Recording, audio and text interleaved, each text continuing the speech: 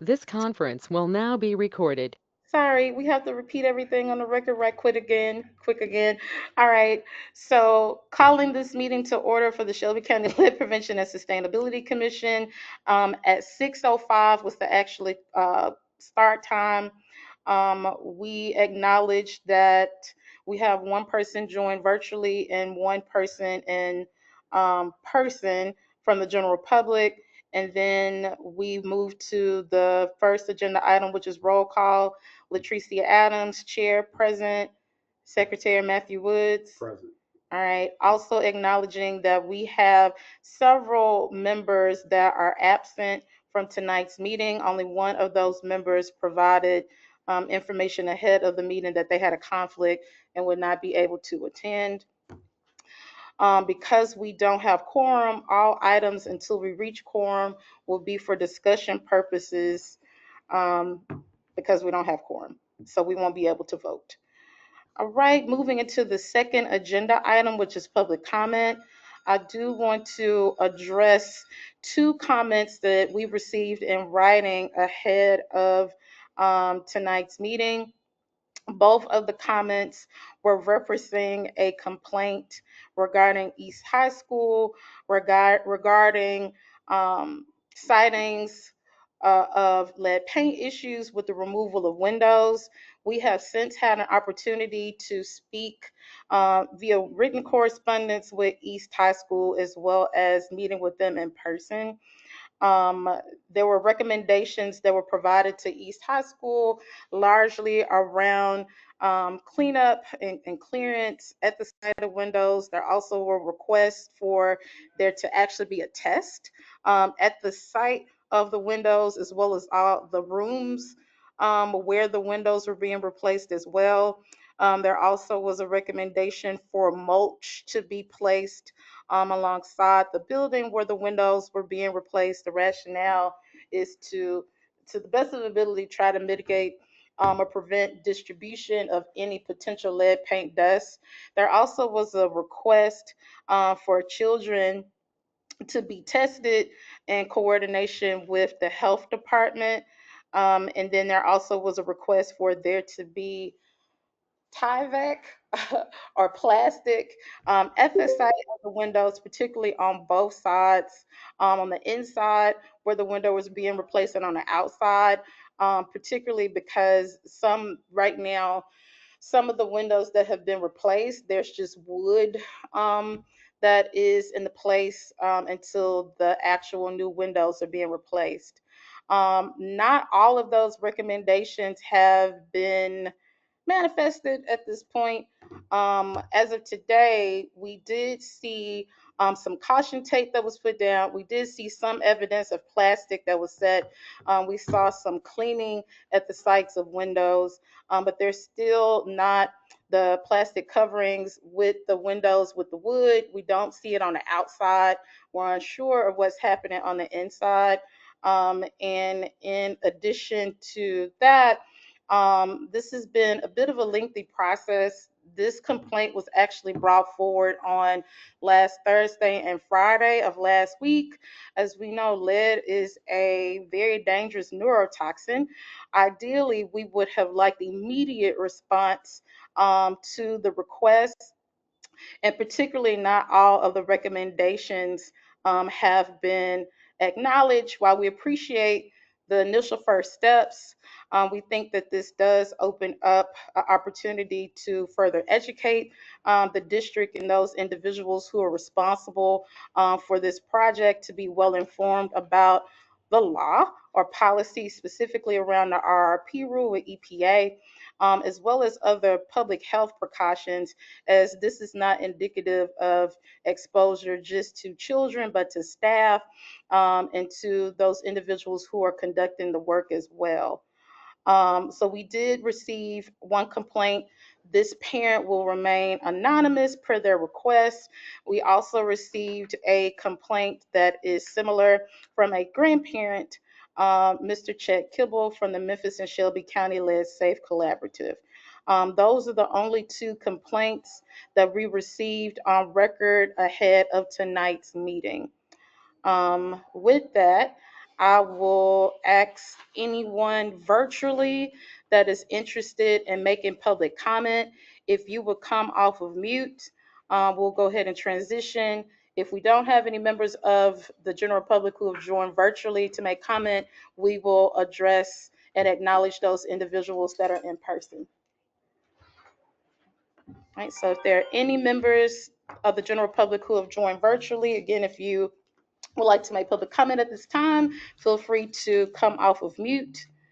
If not, we will transition to acknowledging any potential public commenters that are in person.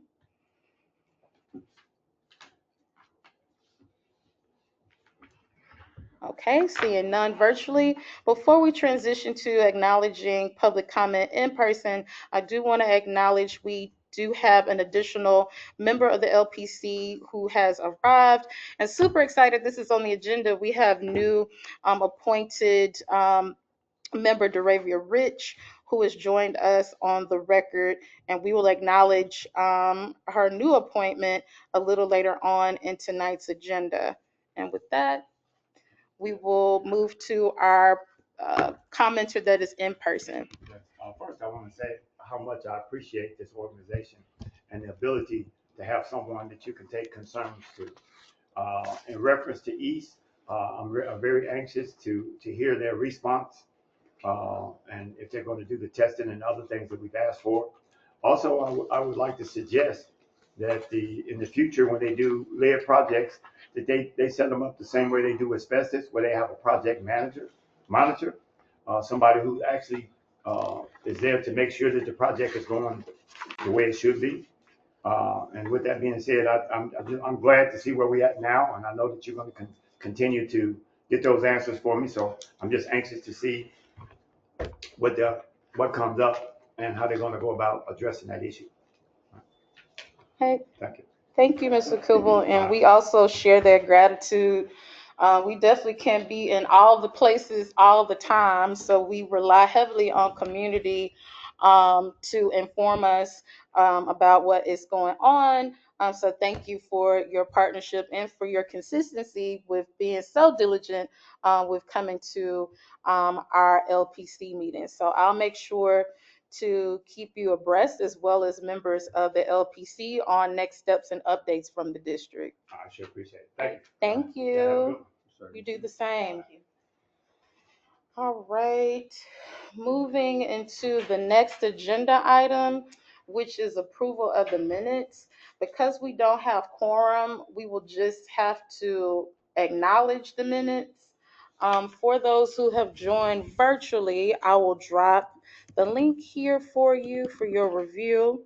But again, since we do not have quorum, we will just do a review as we can't vote. All right. And just drop the link for those individuals who have joined us virtually. Yep, so you're all set there.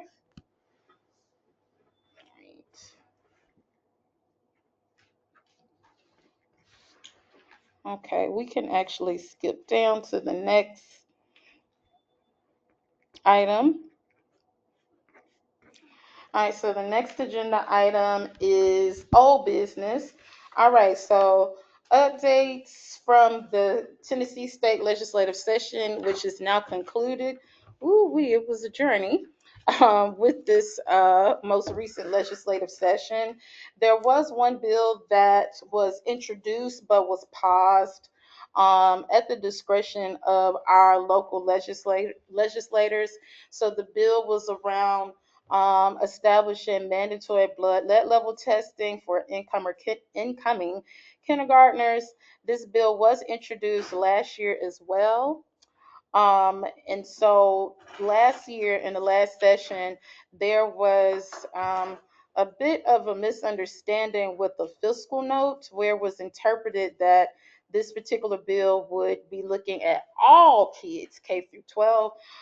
So there was more specificity that was added to the language in this session's bill, where it focuses on incoming kindergartners. So not all children that are enrolled, they would kind of be grandfathered in, but specifically for incoming kindergartners. So those children that will be transitioning from pre-K or private daycares, incoming kindergartners. So the bill was paused with the anticipation that it'll be reintroduced next session. We are excited that we have people from the public health community that are interested in this bill. So we have like, I'm gonna butcher this name. I know we have the American Academy of Pediatrics. I always remix that. I apologize. And we have another statewide childhood organization that's also very vested in this bill as well. I think that that's positive. That we'll have a bit more time to one educate the general public, to have more people who are interested and behind this bill, so that when it's reintroduced in the next legislative session, that we'll have hopefully positive reception so that the bill could pass. Should this bill pass, it'll be historic. So I hope that we push through. This will be year 3 that we'll try to get this bill passed. The second item, with the drinking water bill to lower the level of remediation to be in alignment with the new lead and copper rule. So I did have an opportunity actually today to speak with a local organization, the Sierra Club, the Chickasaw chapter, where their recommendation is, as opposed to trying to amend the bill, is to try to change the rule. So that coordination will need to actually happen with the state. So the Sierra Club graciously will support to try to navigate what the process will look like. Um, Hopefully, it won't be too arduous, but we shall see. So hopefully, we'll get some more momentum around that, because this year is the testing year. So in the fall, all schools across the state of Tennessee will be up again for testing. So I don't know how quickly we would be able to get that done, if it would be able to go into effect if we were able to get that rule changed or updated. But nevertheless, we do want to make sure that we are at minimum in alignment with what the current rule is. All right. Any questions on that update with the closing now the legislative session? Okay, cool. All right. Finally, this is my favorite item. Update on LPC seats and status of recommendations. We've been fighting for these seats to get filled for 2.5 years. So I'm very happy to acknowledge on the record our newest member, Daravia Rich. Daravia, I don't know if you wanted to say anything. I can. Hello. Good evening, everyone. Thank you, Latricia, for all of your support. As you know, toxins, hazardous areas throughout Memphis is a passionate area of mine. I am from the South Memphis area, and so for decades, my community has suffered from pollutions and chemicals and hazards that just has simply been ignored and allowed. And so to be in a position where I can help decrease occurrences of different chemicals like lead exposure and many other things, I am head first in this work. So thank you, and I am very happy to work on side of all the other committee members. Yay, we're so excited. Thank Finally. you. Same here. Now we do have some open seats. So there were actually 2 recommendations that we moved forward, but again, since it's been 2 years, there have been significant staff changes with the administration. So the other recommendation, and again, this body, we don't have the power to appoint. The mayor has the power to recommend his appointment to county commission, and county commission makes the determination through a vote. But we did send up Miss or Mrs. Sarah Houston, executive director for Protect Our Aquifer. So we do hope that we'll be able to move forward with that recommendation as well. I believe that we still do have some vacant seats. So I'll be working closely with Mayor Harris's team to see if we can get all of those seats filled. But this is a win, so very happy that we got a new person on board. Hallelujah. Next item. So this item has been a recurring item on the agenda, unfortunately, with the cancellation of RFP 25-0009-07, the I can't even talk, environmental justice lead grant, specifically for phase 2. We have tried numerous times. I want to acknowledge and thank Commissioner Brittany Thornton on the record for being a champion for trying to get clarity and transparency on what exactly happened with this funding. So, to provide some context, this particular grant it was a small amount. It was ARPA dollars in the amount of $160,000. This was a resolution that was carried by former Commissioner Tammy Sawyer. That tells you how long this has been. That came straight from community. I had an opportunity to go before county commission several times, advocating on behalf of community around investment in environmental justice. Had an opportunity to also collaborate with staff, county staff, to determine that the best focus area would be lead. There was one phase of the grant that rolled out. I don't even remember at this point when it rolled out. From my understanding, there was only one applicant. The other applicant was disqualified. And so then we inquired where the remaining funds were, like what was happening with those funds. Um, and so then staff moved forward with establishing another RFP process for what is phase 2. And so I'm not sure like how many applicants there were, but there were applications that moved forward. But then shortly, when the applicant anticipated either learning whether or not they got the grant or not, they actually canceled the grant. The rationale we are in disagreement with. While we understand that with ARPA dollars, there was a deadline, but this money had been lingering for way too long. It had been caught up where we couldn't even identify where the money was for almost a year and a half. Respectfully, this is unacceptable. I'm very disappointed in staff that they have not even been responsive to a seated commissioner. Now, you can ignore me, well, you shouldn't, because we're supposed to be working in collaboration, but I'm very disappointed with how this is being handled. With that being said, I will go before the county commission during public comment to raise this again. We've also done 2 FOIA requests where we still didn't get clear information. We also don't want to operate off of hearsay. We want to hear something directly from the individuals where this money went into their budget. Also, I want it to be known that as a government employee, anybody that is a taxpayer has every right to know where their money is going. So this is egregious.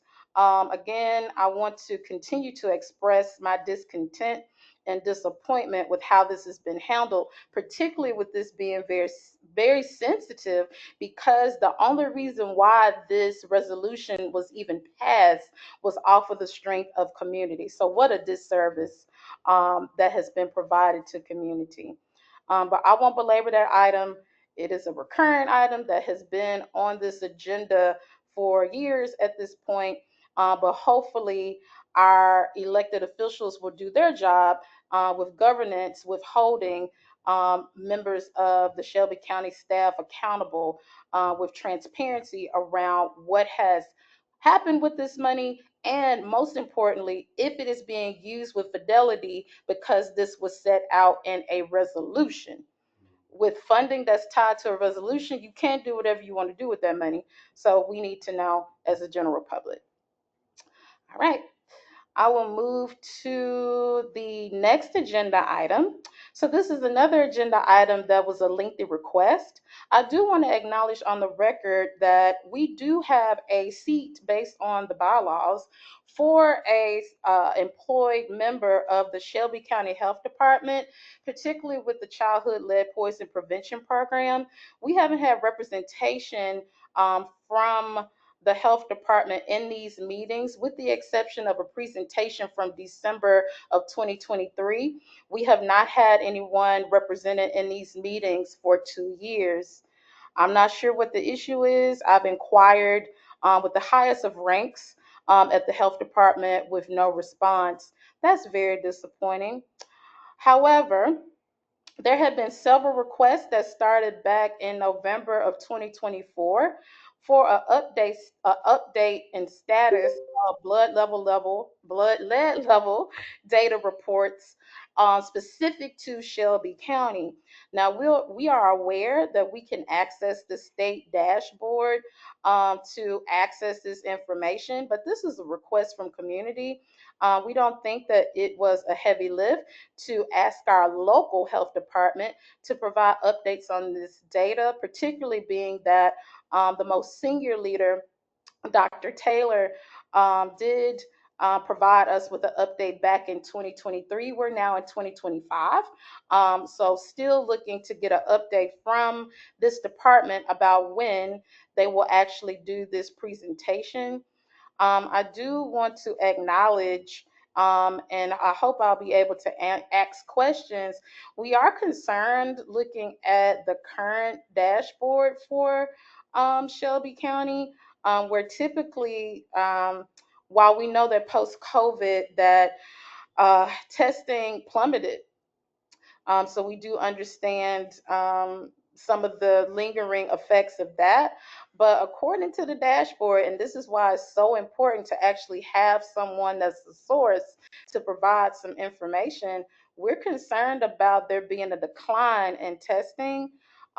We would like to think that the health department understands that we are partners in this work.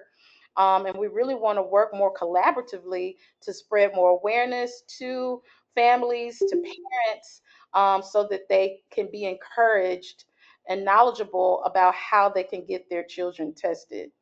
But I'll pause there. Any questions or comments? All righty, moving to the next agenda item. I feel like these items are almost doom and gloom. Okay, so updates around there are now two bills to block the EPA's lead and copper rule improvements. So, towards the beginning of this year, I recall at the first LPC meeting of 2025, there was a bill introduced at the congressional level that essentially called for disapproval or pretty much like deregulation of the lead and copper rule improvements. So that was introduced on January the 13th, 2025. As of this morning, I did not see any traction with this particular bill. It's still in the introduction phase. So haven't seen any traction there. Now we have another bill that's a bit more recent that came nearly almost a month to the day from the one in January that was introduced on February the 12th, 2025. This bill also is very similar, which pretty much tries to, I can't think of a euphemism, weaken um, the lead and copper rule improvements. Now, also with this bill, I also didn't see any traction. From what I saw on the congressional tracker, it still looks to be in the introduction phase. So, all that to say, even though we know these bills have been introduced, it's still the responsibility for all water utility providers to still adhere to the current rule, which is the lead and copper rule improvements. I hope so much work went into getting to the finish line with the lead and copper rule improvements. There, I want to acknowledge Memphis Like Gas and Water has really done a tremendous job with really trying to be ahead of the game, particularly as we think about the Southeast. The inventory is super robust. They put a lot of effort into that. They rolled out at the top of the year their pilot program for lead service line replacement, doing both sides of the line. So we hope that we don't lose that momentum. But most importantly, with the lead and copper rule improvements, they already notified people that they had lead service lines. So that's going to be hard to roll back because part of the rule was to literally tell everybody they have a lead service line. So, hopefully this will kind of blow over, but did want to update this body that there are now two bills, and I'm trying to keep up with everything. I don't know if there's another one lingering around, but as I know, these are the two that are specific to the lead and copper rule improvements. But any questions, comments? Okay. All right. Moving to the last item under old business is an update on the Home Lead Safety Tax Credit Act. So this bill was introduced or reintroduced back in October of 2024 by Congressman Cohen. To provide some context and short on this particular bill, essentially it incentivizes property owners to do abatement work. I like the broadness of this bill because it is not specific just to lead service lines. So it could be indoor plumbing, which is a big win, which we know is a huge issue, but folks who are familiar with HUD funding, it's nothing you can do with the HUD funding on indoor plumbing. Um, so I did look at the tracker for this bill, and I still didn't see any momentum. But I did have an opportunity to reach out to Congressman Cohen's office directly to see if there had been any updates. They did have a small staff change, so there's a different staffer who's now going to be the lead on this bill. So hopefully, by the time we have our next LPC meeting, I'll have some additional updates. But that's all I have for that. In my personal capacity, I have been trying to get other members of Congress to co-sponsor. They're currently, the last time I looked, so it may have changed, so I might want to make sure that I acknowledge that. But the last time I checked, there had not been any additional co-sponsors for this particular introduction. Now, when it was introduced the first time, it was bipartisan. So that's good. So hopefully it'll get a little bit more momentum. I think that there are clearly some competing priorities right now in the House. But hopefully, again, I'll have some additional updates when we return back to our next LPC meeting. But any questions, comments? I hope it'll push through because that indoor plumbing thing, that that would be good. Yeah, because one of the things that's been coming up, even with lead service line replacement, that I'm a little bit leery about, you can get your full line replaced, but if you have old plumbing, it could still leach, right? So how do you even delineate that? When you do post testing, if it could potentially be lead leaching from at the tap as opposed to leaching from the service line. I know. And I think, you know what? A lot of that kind of showed up when they roll out the testing for lead in school drinking water. That was a big kind of eye opener around some of the old fixtures, like with old fountains, because it still has some of the old porcelain fountains that were inside of older schools. But nevertheless, I hope that something happens around that. And to be honest, I mean, that's another aspect that positively impacts workforce, right? Because you'll need people to actually be able to do those replacements in indoor plumbing. But that's a good point. So you wouldn't want to replace all those components and leave a fixture or right, something that was soldered. mm-hmm. Yeah, so I know even this is in my personal capacity, in a meeting that I had with some community organizations today. That's an issue, even from an education perspective. So the rub was who conveys the messaging. I'm gonna side with the water utility provider. I don't really think that they should be the one that should communicate hazards around indoor plumbing. And I know that's probably odd for me to say that, but I'll say why I feel that way. I think that if water utility providers say that, it's going to be conflated where people will think that it's the responsibility of the water utility provider to address the indoor plumbing, and it's not. We're already trying to work hard to make sure that we got enough money to do both replacements of the lead service line. So I don't want that to be conflated. I personally think that your public health health department should lead around that type of precautionary language, because that's really, no matter how the lead is being exposed to people, it's a public health concern. But I know that the health department, and this is not just specific to Shelby County, they are more open to speak about lead paint issues.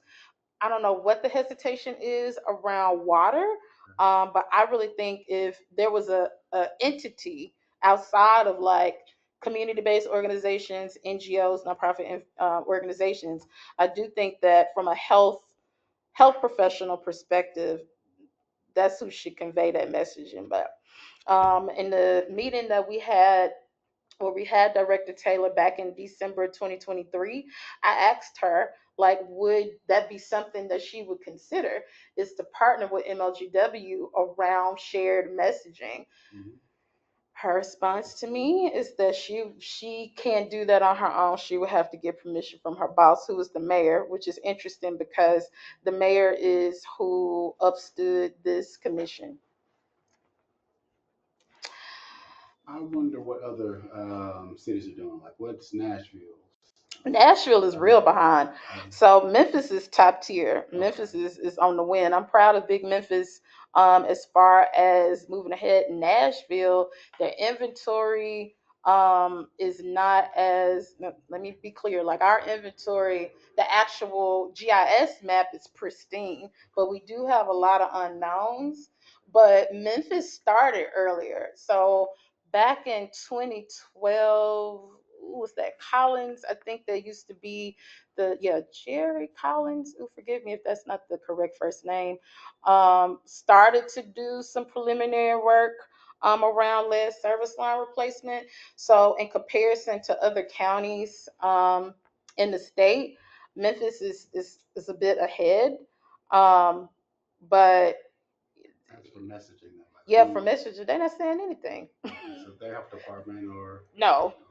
Yeah. So like how in Memphis, like you see like more emphasis on it, and you do have like organizations that are also like doing that sort of advocacy and awareness. Like you don't really have that in other places in the state of Tennessee. Now I will say in DC and in New Jersey, they do have, now DC is a little bit new, but in New Jersey, it is like a concerted effort around the public health part and the more technical part.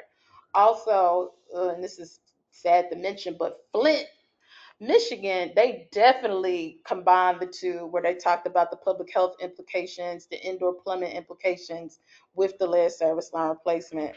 So, I mean, if push comes to shove, that can maybe be something as a commission that we can talk about around joint um, educational awareness around indoor plumbing, because I am super nervous that people will get their lead service line replaced.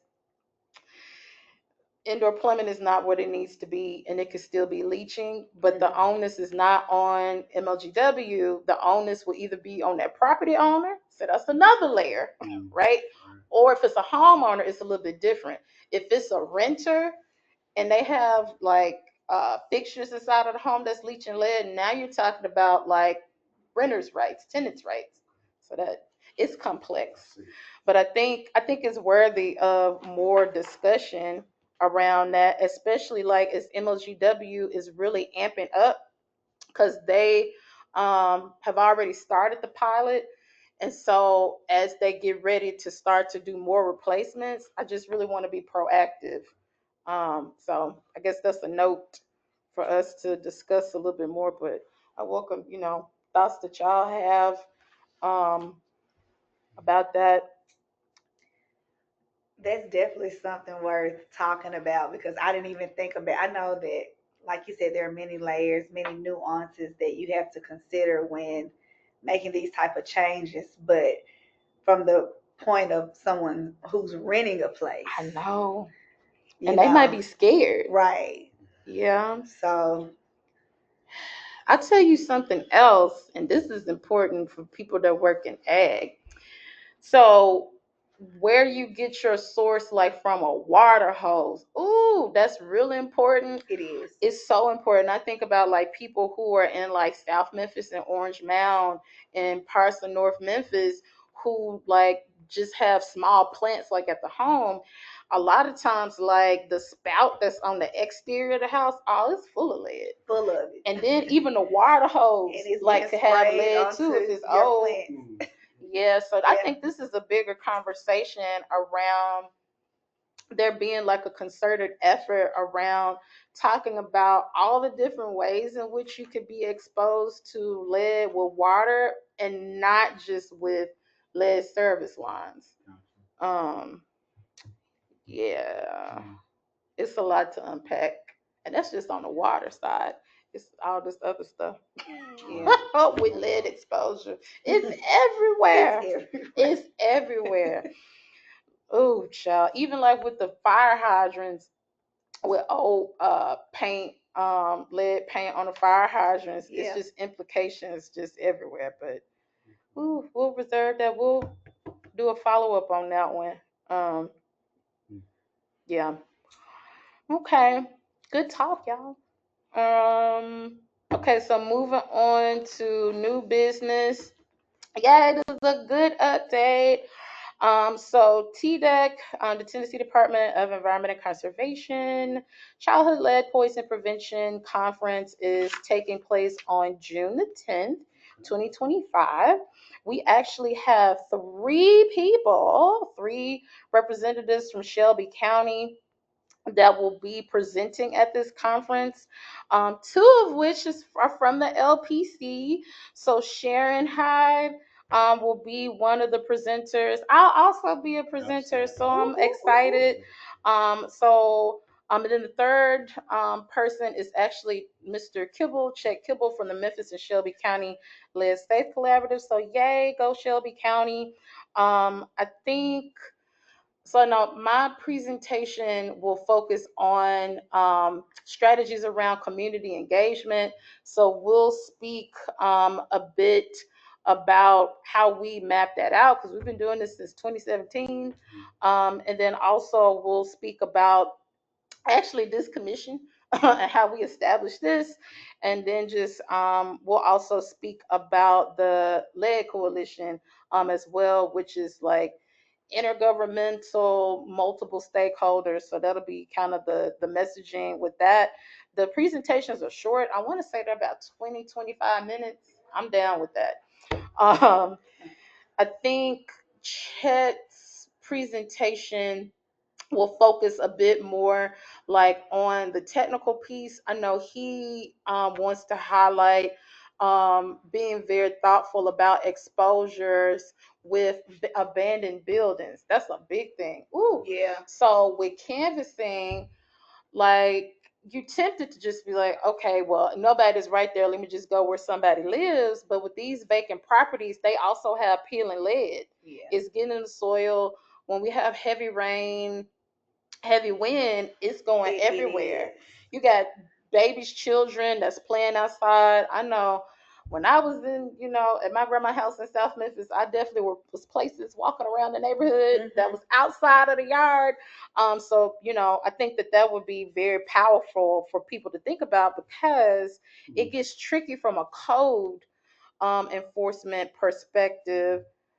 Yeah, it's a bit of work that needs to be done around that because it's like, okay, we have started to support it, but to be honest, I don't know what the path of recourse is. So like, who owns the property? I'm also was thinking about looking at properties that's like in the land bank. So if there's properties in the land bank that are blighted, there may be more of a pathway forward for remediation.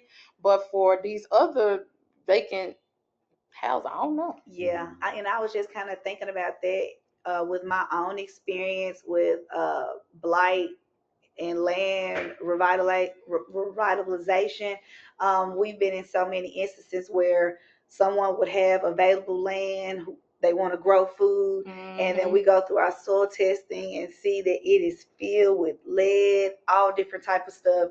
And lead is not always visible, Right. And so thinking about it being in your soil, in your water, dust, just being imported from different areas. So it's definitely worth the effort in figuring out some type of pathway to resolve all of the exposures that we face that we don't necessarily know. Yeah. As I'm listening to y'all, you know what I think we need, and it's maybe something to think about since we got time. I think that there should just be like a whole like conference slash come to Jesus meeting about lead. Yes. During Lead Poison Prevention Week. So still doing the amazing community like event that we've shout out to the one and only Miss Anita Tate and team did a phenomenal job in Orange Mound during Lead Poison Prevention Week last year. Let's definitely keep that momentum going. But I really think like pulling together like multiple stakeholders where we got to do some problem solving on this, right? That's not just MLGW, that's not just Tavita with with the city of Memphis with community housing and community development, not Miss Anita with the county on the county program, but there are other parties. That's like code enforcement. First of all, code enforcement is so under resourced. Jesus, but I think even like from the environmental court perspective, like what are all the mechanisms that we can use to try to combat this?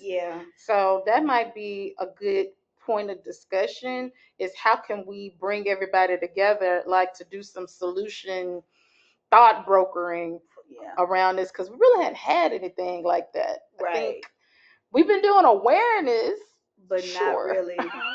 And like I think about this type of stuff all the time because it is so nuanced. And I'm like, it can't just be one solution. Right. This solution must be multi-layered, I think. Because I mean, like you said, education and awareness is just one side, but testing, policy, remediation, all of these workforce, unions, creating unions, organizing it in the best way to end this exploitation. So it is for sure multi-layered, and we got to start somewhere. And I think like if we had something like that, it would take away some of the stigma.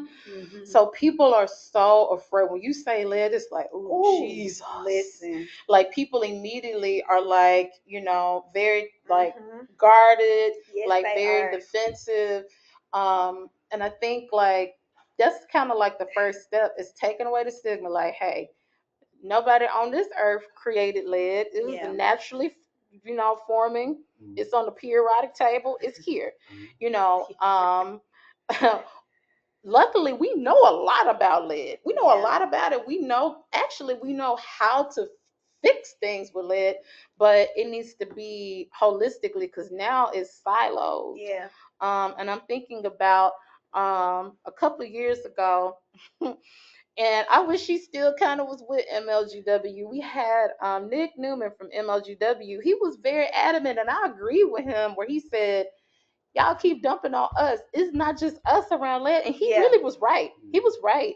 And I think the more people acknowledge like their role in this, the more that we'll be able to minimize exposure.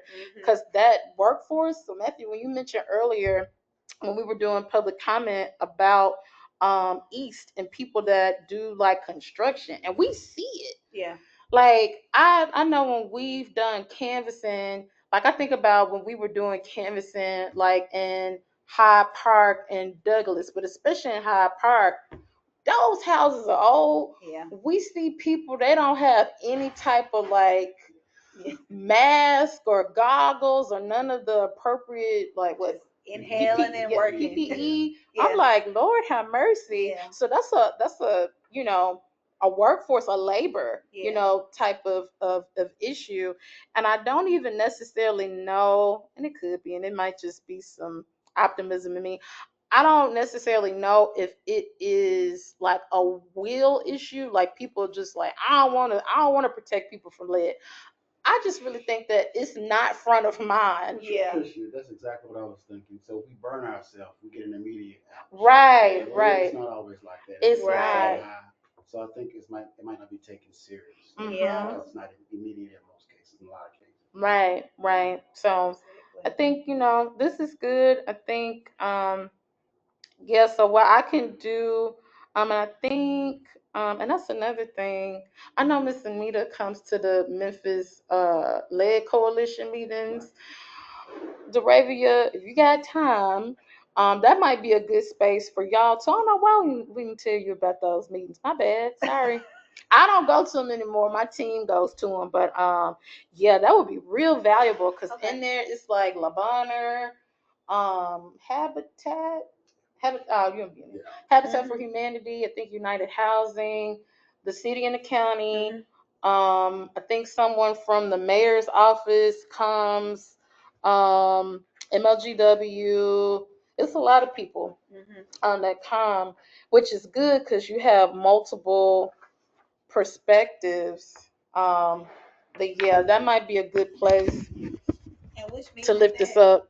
It's a coalition meeting. I feel like I need to look at my calendar to see when it happens. Okay. But yeah, I'll make sure to follow up with that. Yes. Okay.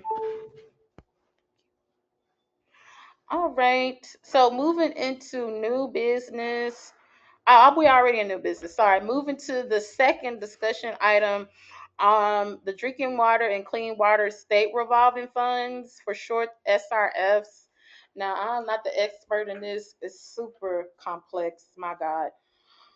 However, I know one thing that I would like to know, and I don't know if I need to follow up with MOGW directly or with the state, but I know that MOGW applied for some state revolving funds that would be earmarked for lead service line replacement. Yay, go Doug McGowan. That was one of the acts, like, ask for the money. So I just want to know if they got it and how much did they get.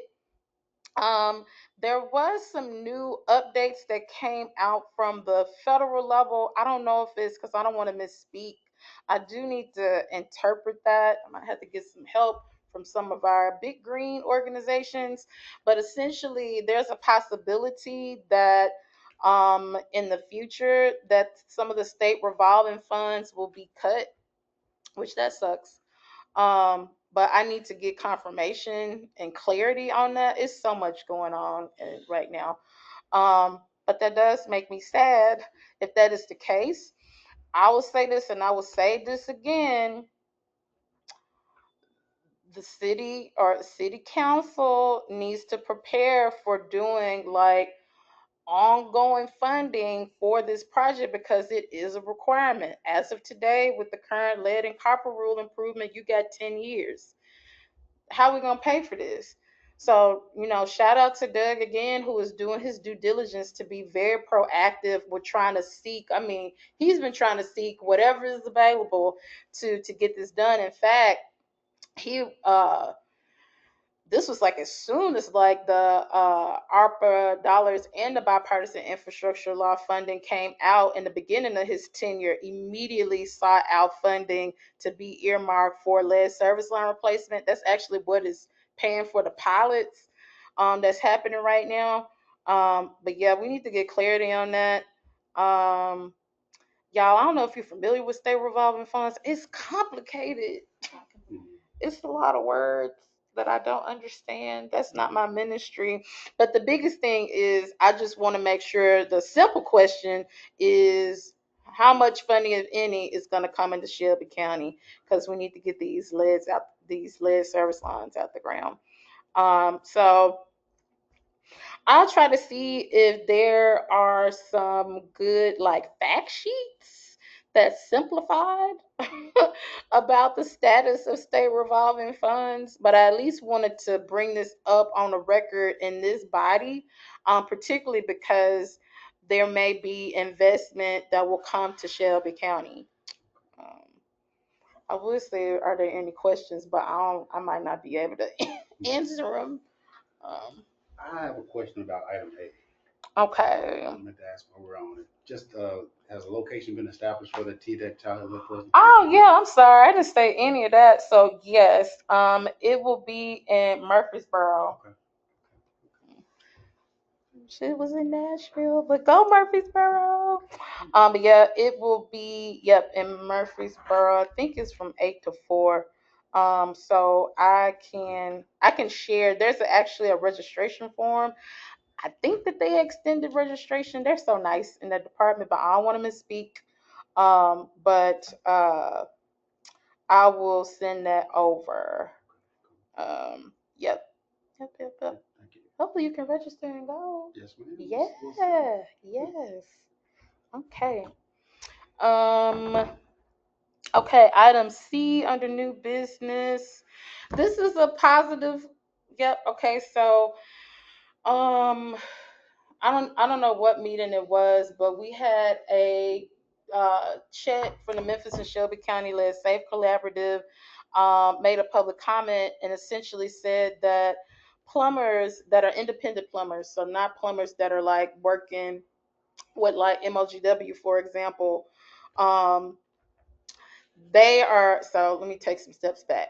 So with plumbers or like staff or contractors or whomever that work with MLGW, if they're doing something that may disturb a water line, they provide the customer like with like information around like prevention to make sure that they're safe. Is pretty standard, because if you are doing work near a lead service line, for example, and you disturb it, it can release lead.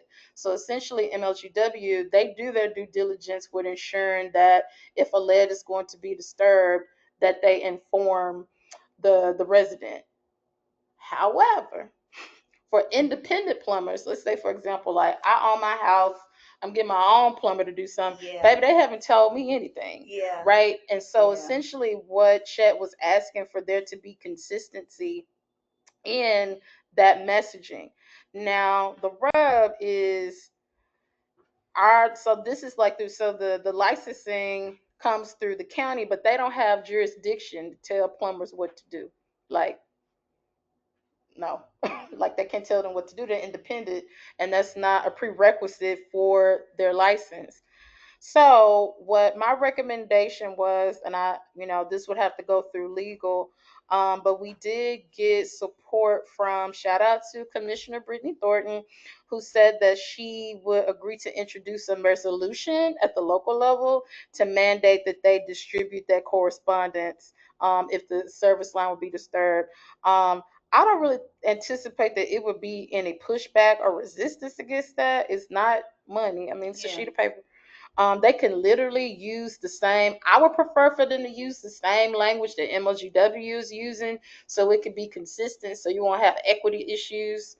Um, but yeah, so there'll be language sent over to her. Of course, it has to be vetted through legal, so we'll see how that goes. But I hope that it is positive. So again, that'll be a win, for this commission and being an advocate and a liaison between community and our elected. So I think that it's good.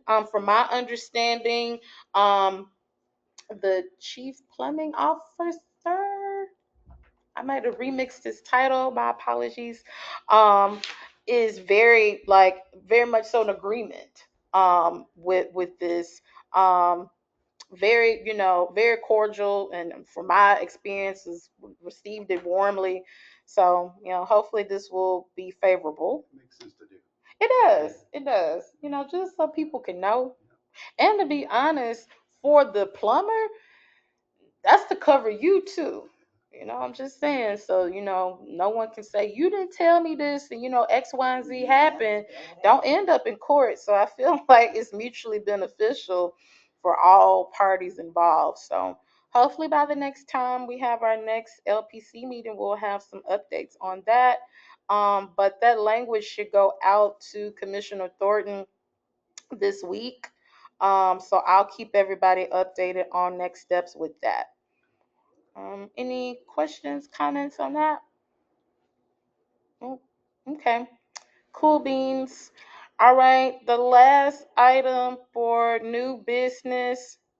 I kind of alluded to this in one of the previous agenda items, but code violations on blighted property, specifically the lead paint, is this one. This is why we need to have like the meeting of the minds, because so technically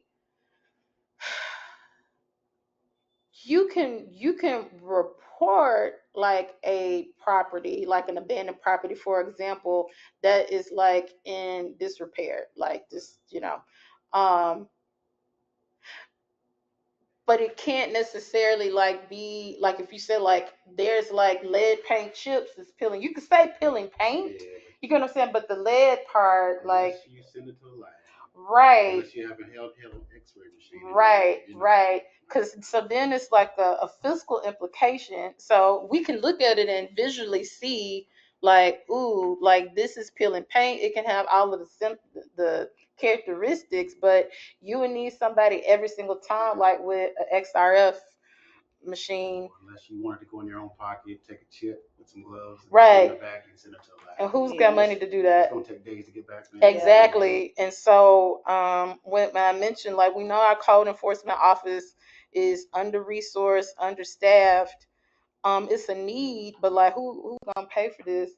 I really think going back to the idea of having like this almost like a think tank around how do we address holistically led, it really needs to be elected officials. You got the power of the purse. Because who's gonna pay for this? That's what, no, go I want to ahead. look at the land bank.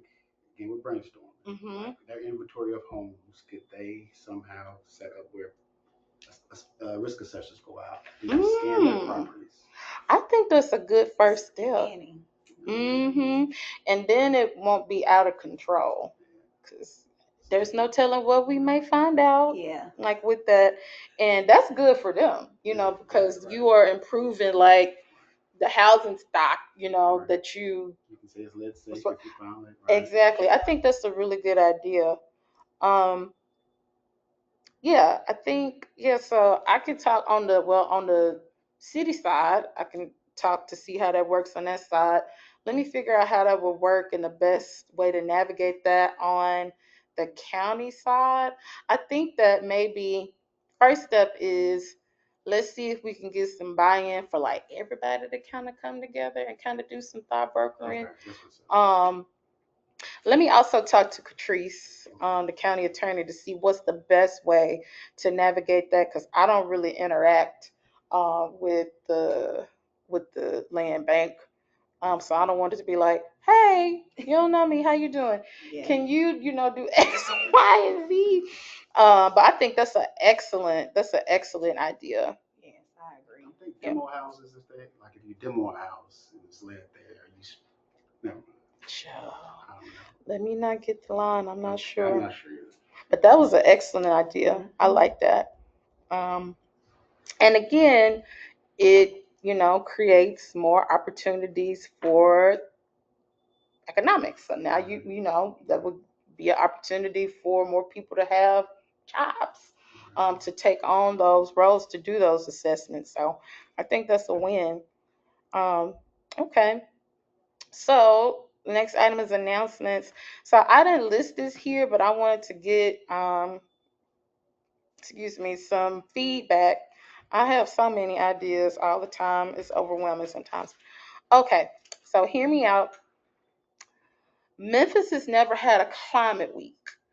So all over the country, you have New York Climate Week, you have LA Climate Week, you have DC Climate Week, and it's like a thing. Even like in Europe, you have climate weeks where essentially, like for context, like where Climate Week, like you have all these different like sectors that come together to talk about how their work intersects with climate. You have artists, you have people that also work in private sector, that work in industry. You have people that are like more like on the ground, like people that work in traditional ag, urban ag, rural, like all sorts of people come together. You even have like people like in higher ed, K through 12. I mean, like it's very robust. Yeah. I want Memphis to have a climate week. It would be the first I one never that we thought would ever about that, but you are listen. so right. We do not Because they have a climate week. celebrities and Yeah. all sorts of stuff. So the New York Climate Week, they literally have like big like Grammy Award winning artists that will perform. Um, but I really want that to happen in That would Memphis. be cool. And what brought it to mind, where let me be clear, this body cannot apply for any grants. We don't have any money. It's not about this body doing this.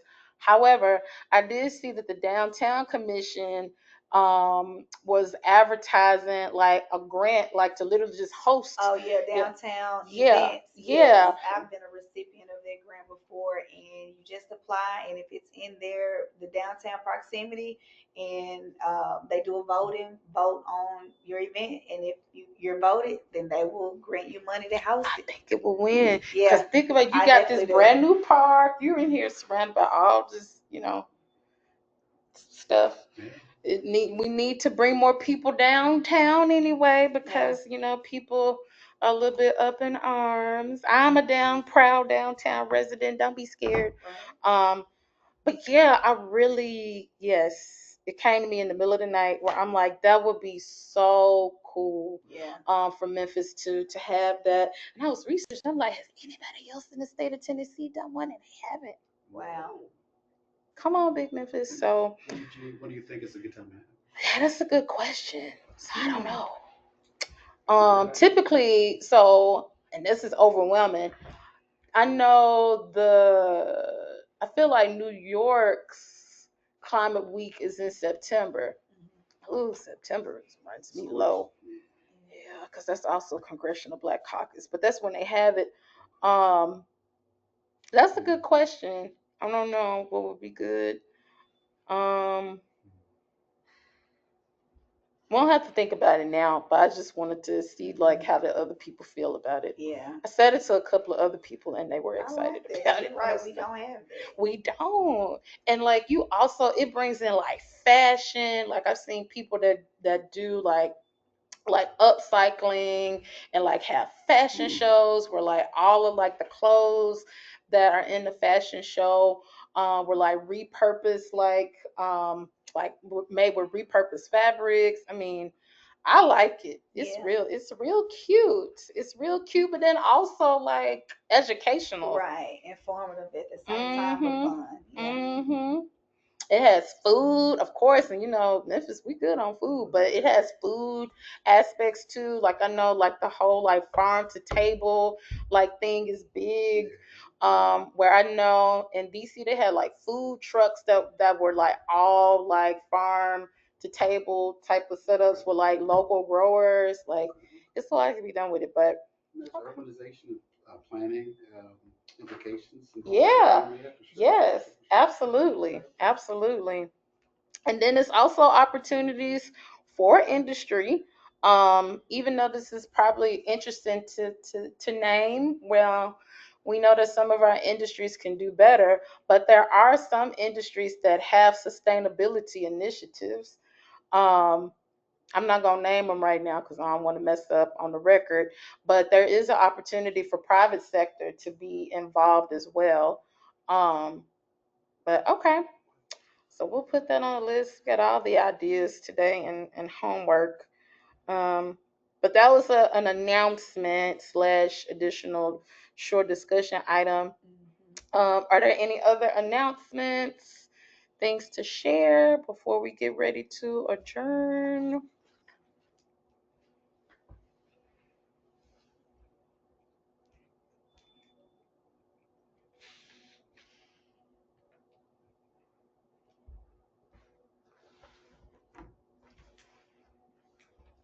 Oh, we good? All right. Well, we got out of here. This was productive. All right. So I called the May 21, 2025 lead prevention. Oh, wait, pause. Oh, we got a comment. Sorry, before we adjourn. I don't know if they've done this since COVID. Oh, Memphis City Beautiful hosts a trashing show in October. That's so cute. That's so cute. Should show trashing is hilarious. It is. That is so cute. See, I forgot about Memphis City Beautiful. Oh, they will be all over it. That's their, Okay, that affirms. That's affirming. Thank you, Miss Sharp, for making that suggestion or comment. Trashing. That's cute. All right. So I will adjourn at 7:12 p.m. Thank you all so much for joining us. We'll make sure to get this up on. Make sure y'all follow us. You joining us virtually. You can follow us or subscribe to our YouTube channel. We need some more love on YouTube. Also follow us on social media on Instagram. Well, I don't know how to talk. Twitter. I'm not gonna call it X. It's Twitter forever. And Facebook. Just to stay up to date. But thanks, y'all. Have a good rest of the night.